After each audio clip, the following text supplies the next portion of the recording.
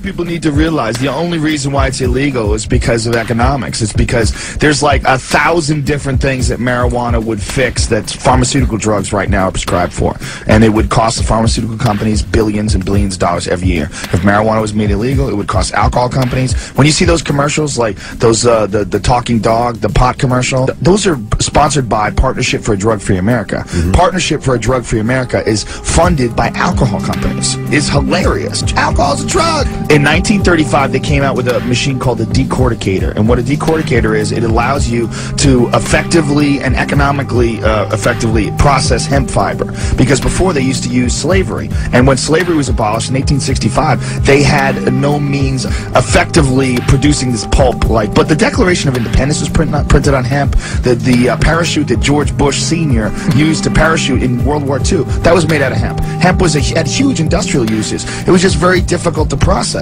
And so they came out with this machine called a decorticator, and it allowed them to really effectively produce it. And then Popular Science had this cover that said, hemp, the new billion-dollar product, and everyone was going to start using hemp for paper, for textiles. And William Randolph Hearst, who owned all these newspapers, and on top of that, owned all these paper mills, it was going to cost him millions of dollars to convert over to hemp. So instead, he started printing stories in his paper about some new drug called marijuana. And marijuana wasn't even a slang term for cannabis. Marijuana was used to describe a type of Mexican wild tobacco, completely unrelated. So they called it marijuana, and they said, this is how they got it illegal. They said people are smoking it, and blacks and Mexicans are raping white women. So Congress outlawed this new drug, not even knowing they were outlawing hemp. They had no idea, which hemp had been in use for thousands and thousands of years. And so then they came out with all these videos, or these movies rather, like Reefer Madness and all these propaganda films, and it was all just to get people to think that there's something wrong with this one. It was totally economic. 400,000 people every year die directly, in this country alone, directly as from use of cigarettes. No one's ever died from pot, ever. But it's illegal. And you're not going to live forever. All right? You're going to live and you're going to die. And everybody is. We're all temporary beings going through this life. And, you know, who are you to tell other people what they can and can't do? Alcohol doesn't make you a drunk. You know, I drink and then I stop drinking and then I go get something to eat and I hang out and I won't drink for weeks. It's crazy. You know, it's called moderation, and you apply it to every aspect of your life. I mean, if you want to get addicted, you can get addicted to spanking it. You can get addicted to gambling. You can get addicted to anything. Scratch tickets. People say, well, you can abuse alcohol. You can abuse pot. You can abuse cheeseburgers, too. You know, but I like cheeseburgers. It should be legal. All this stuff should be legal. We're not children. We're adults. But we got this one plant that's illegal. You're not going to live forever. This is a short time that we're here for. All different psychedelics, not just pot, because pot is a very mild psychedelic. And if pot is a gateway, it's a gateway to other things that also are consciousness expanding, like mushrooms and LSD, or all sorts of things that are also illegal. You used the most powerful hallucinogen known to man, DMT? Well, everybody's used that, really, because your brain makes it. Your own brain makes it while you sleep. While you're in heavy REM sleep, everyone's brain produces way more than the effective dose.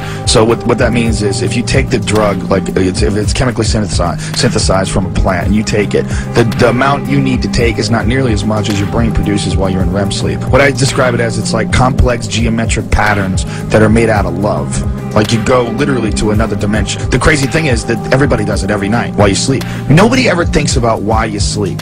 Like what you do is when you sleep is you shut off. You shut off and you just accept it, because we do it every night. But 8 hours of your day is somewhere you don't understand, you don't know about. You don't know what it is. You just go blank and you wake up and it's over. But you're going through an intense psychedelic trip during that whole time. And the same thing as, you know, when you wake up from a dream and you can't remember it, like, oh, this crazy dream, and it seems so real, and then 5 minutes later, you don't even know what the hell you were talking about. You don't remember the dream. Well, that's exactly what happens when you smoke DMT. When you take this drug, you have these insane visions, and then you could barely remember it just a few minutes later. And it's because your conscious brain is trying to protect you from this experience, because it's so mind-blowing. What it literally is, it's not scary, because it's exactly the same thing that happens to you when you die. But this is what happens to you when you die. I mean, this is the chemical that your brain produces. And it's produced by a part of your brain called the pineal gland. And literally, it's your third eye. It's literally in the center of your brain where the third eye is. And it actually, in reptiles, it has a retina and a cornea and a lens. And they've done all these scientific studies on it. They did a bunch of clinical trials at the University of New Mexico. They did a book on it called DMT, the Spirit Molecule. And what this is literally like a portal to the afterlife. It allows you to sneak a peek over there and come back. It's mind-blowing. The crazy thing is they've known about this since like 1960. If you saw a movie and there was a substance in this movie that existed in every single ecosystem, it's in plants and it's everywhere. It's in grass. You take Phalaris grass and you extract it, you get DMT from it. Literally. I mean, it's in more plants than it's not in. And if there was a drug that allowed you, if you smoked it, you could literally see God, literally have a communication with pure wisdom. Wouldn't you think that everybody would have heard about that? Yeah. Could you think that you could keep something like that under wraps for like 40, 50 years? This is what should be legal. All plants. All plants should be legal.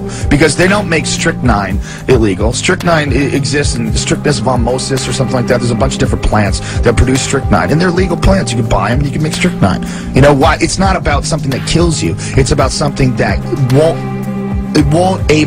you won't be able to absorb propaganda the way you do now. You won't be able to look at the news the way you do now. You won't be able to look at common cultural conditioning and predetermined patterns of behavior. None of that stuff will make sense. It's very difficult to go through life after you've gone through that experience. Okay. The way I describe it, it's like any intense psychedelic experience is like pressing Control-Alt-Delete on your brain. Yeah. That's what it's like. It's like your brain reboot. It should freak you out. It does but freak me it freaks out. you out because you like to be in control. Yeah. But you're not in control, bitch. You're gonna die. No one's in control. You're in control of your body for a short period of time, and you should experiment with it.